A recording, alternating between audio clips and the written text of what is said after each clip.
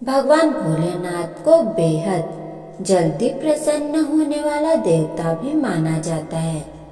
भोलेनाथ का विवाह माँ पार्वती के साथ हुआ था। इसके लिए पार्वती जी ने सैकड़ों वर्षों तक कठिन तप किया था।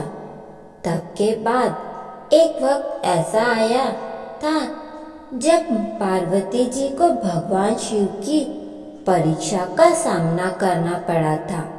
आइए जानते हैं यह पौराणिक कथा। पौराणिक कथाओं के अनुसार माता पार्वती ने भगवान शिव को अपने पति के रूप में पाने के लिए सैकड़ों वर्षों तक कठोर तप किया। उनकी तपस्या को देखकर देवी देवताओं ने शिव जी से देवी पार्वती की मनोकामना पूरी करने की प्रार्थना की। इसके बाद भोलेनाथ ने सप्त ऋषियों को पार्वती जी की परीक्षा लेने के लिए भेजा। इस परीक्षा के दौरान सप्त ऋषियों ने शिव जी को ढेरों अवगुणों को बताते हुए माँ पार्वती से शिव जी से विवाह न करने के लिए कहा, लेकिन पार्वती जी अपने निर्णय से टस से मस नहीं हुई। इस पर खुद भोलेनाथ ने माता पार्वती की परीक्षा लेने का निर्णय लिया। माता पार्वती के तप से प्रसन्न होकर शिव जी उनके सामने प्रकट हुए और उन्हें वरदान देकर अंतर्ध्यान हो गए। कुछ क्षणों बाद एक मगरमच्छ ने एक लड़के को पकड़ लिया। लड़का मदद के लिए पुकारने लगा। बच्चे की आवाज सुनकर पार्वती जी नदी किनारे पहुंची और उनका मन द्रवित हो गया। इस बीच लड़के ने माता पार्वती को देखकर कहा कि मेरी ना माँ है ना बाप ना कोई मित्र है।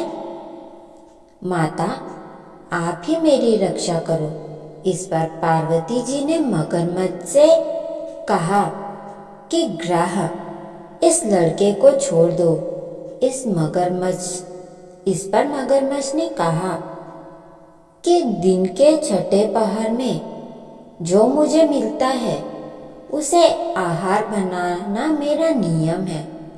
पार्वती जी के विनती करने पर मगरमच्छ ने लड़के को छोड़ने के बदले माँ पार्वती जी के तप से प्राप्त वरदान का पुण्य फल मांग लिया। इस पर पार्वती जी तैयार हो गई।